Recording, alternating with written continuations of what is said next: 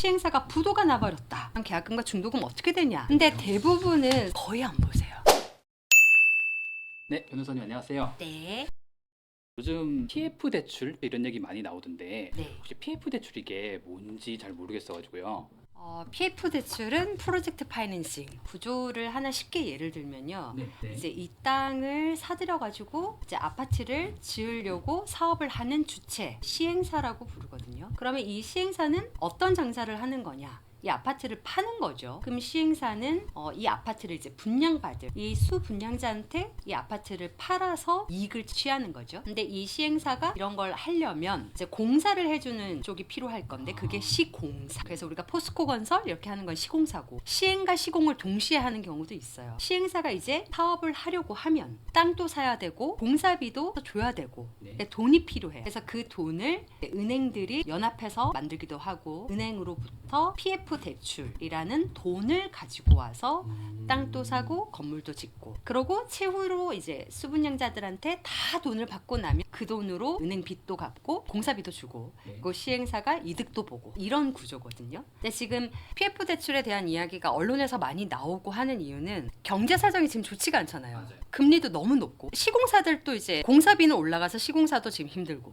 시행사는 자금을 끌어와야 되는데 은행들이 몸을 사리거나 금리가 너무 세고, 그러니까 전반적으로 지금 뭔가가 원활하게 진행이 되지 않고 있는 상황. 자금 대출 끌어오기도 힘들고, 기존에 끌어왔던 PF 대출에 대해서도 이자를 제때 못 낸다거나 아니면 기간이 끝났는데 은행에서 더 이상 연장을 안 해주려고, 이런 문제가 생기는 거죠. 그러면은 예를 들어서 제가 집을 이제 중도금까지 내놨는데 그 회사가 넘어져 버리면은 저는 그러면은 이제 이 집을 어떻게 되냐 예. 하는 문제가 생길 수 있죠.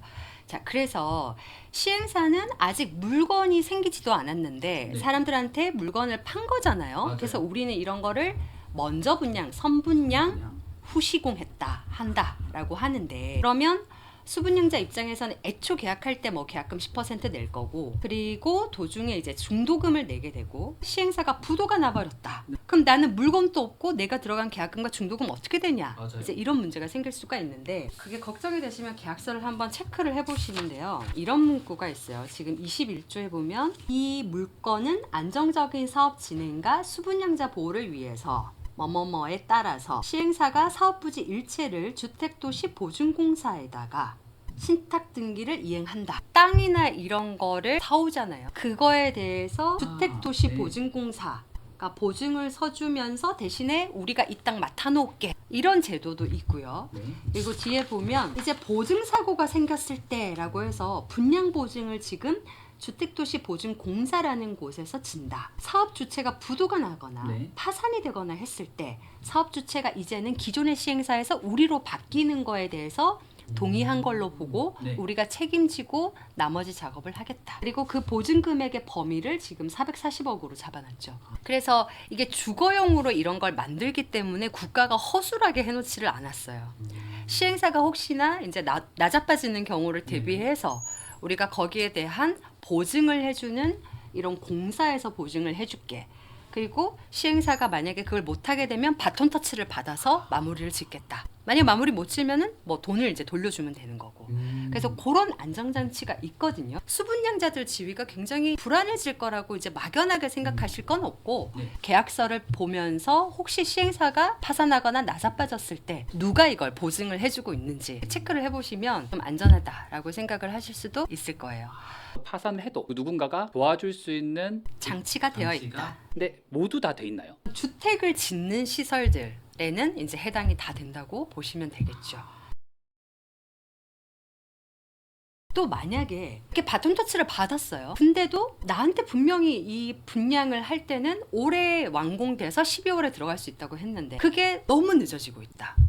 그러면 수분양자 입장에서는 계약 해제를 할 수가 있어요. 아, 그래요? 나 이 계약 깰게. 왜? 네가 지금 약속을 못 지키고 있네. 난 그 약속을 못 지켰으니까 계약을 해제하겠다. 이런 계약 해제는 가능하죠. 근데 그러면은 페널티가 있지 않을까요? 근데 내 잘못으로 계약을 깨는 거면 내가 페널티를 물고 나와야 되죠. 근데 상대방이 지금 언제까지 건물을 지어서 줘야 되는 자기 채무를 못 하고 있는 상황이죠. 그러면 오히려 역으로 페널티는 상대방이 물어야 될 수도 있겠죠. 그럼 그 페널티를 얼마를 물 건지도 다 계약서에 적혀 있어요. 근데 대부분은 사실 이 계약서가 막 6페이지, 그렇죠. 7페이지 정도 되고 글자도 막 되게 촘촘하잖아요. 거의 안 보세요. 근데 이제 문제가 생기면 찾아보면 돼요. 문제가 생길 때 힘을 발휘하는 게 계약서기 때문에 그러면 내가 계약을 너무 깨고 싶다 하면 이제 계약 조문 중에서도 이런 식으로 계약 해제라고 적혀 있는 이런 걸 어떤 경우에 해제할 수 있는지를 적어놨어요. 모르겠다 그러면은 변호사들한테 물어보면 되죠. 네. 연관돼서 나온 거긴 하던데 할인 분양 이슈가 또 있더라고요. 지금. 변호사가 지금 돈이 없어서 어떻게든 이 돈을 회전시키려고 기존에 1억에 팔던 걸 5천만 원에 팔아서 어떻게든 자금 회전을 시키려고 한다. 근데 기존에 사신 분들은 또 그러면 5천만 원 손해 본다. 그래서 요즘 갈등이 좀 첨예하게 일어나는 지역들이 있던데 이런 할인 분양이 이게 법적으로 문제는 없는 걸까요? 이게 이렇게 생각하시면 돼요. 시행사는 이제 물건을 팔아야 이득이 생기잖아요. 근데 물건이 안 팔려요. 그러면 우리가 뭐 지나가다가 보면 땡처리, 뭐 반값 할인 이런 거 한단 말이에요. 그럼 시행사도 이제 할 수 있다고 봐야 되는데 대신에 이제 법원이 제재를 가하는 거는 첫 번째는 기존에 분양 받으시는 분들한테 계약서에 앞으로 추가 할인 분양은 없다라고 못 박아 놓는 경우가 있어요. 근데 그렇게 해둔 경우에는 뒤에 이제 할인 분양이 되면 기존 계약을 해지할 수 있다라고 보고요. 그다음에 두 번째는 아무리 이제 땡처리 만약에 판매를 한다 하더라도 부동산이라는 거는 앞으로도 계속 팔려야 되잖아요. 근데 시행사가 너무 헐값에 계속 물량 공세를 해버리면 기존에 산 사람들의 재산권이 출렁출렁해지는 상황이 생기잖아요. 그래서 법원에서는 이 할인 분양의 수준이 적정 시세를 흔들 정도로 현저하게 낮은 경우에는 기존 계약자들도 계약을 깰 수 있다. 그러니까 할인 분양 자체가 거의 시장가를 혼탁하게 만들 정도로 너무 낮은 가격이면 계약을 깰 수 있다. 얼마가 그럼 현저하게 낮은 거냐? 그거는 정말 케이스 바이 케이스. 그러니까 법원에서는 그러면 이게 시장가가 적정가가 얼마인지를 판사님들이 뭐 부동산의 전문가들이 아니시기 때문에 이런 시세에 대한 평가를 해주는 곳에다가 감정을 맡깁니다. 뭐 이 상가는 적정값이 10억입니다 라고 나왔으면 사실 20억에 뻥튀기 애초 분양을 했다 하더라도 10억 밑으로 떨어지지 않으면 사실 시장가를 지나치게 해치는 가격이 안 될 수도 있겠죠. 그것도 봤어요. 이게 할인 분양에서 들어온 사람들을 차별 대우하겠다. 그거는 불법이지 않나요? 그러니까 이제 우리끼리 자치회를 만들어서 관리를 어떻게 할지는 우리끼리 정하면 되긴 해요. 그런 게 이제 상가 관리 규약 같은 걸로 해서 정할 수가 있는데 한쪽을 지나치게 차별한다. 그리고 그게 막 합당한 이유가 있어 보이지도 않는다. 라고 하면 규약이나 어떤 약속 같은 건 무효가 될 가능성이 굉장히 높아요. 그래서 뭐 할인 분양으로 들어온 세대에 대해서는 뭐 이사비를 뭐 몇백만 원씩 매기겠다. 뭐 엘리베이터 사용료를 몇백씩 매기겠다라고 하는 그런 건 다 무효가 될 수 있는 관리 규약이죠.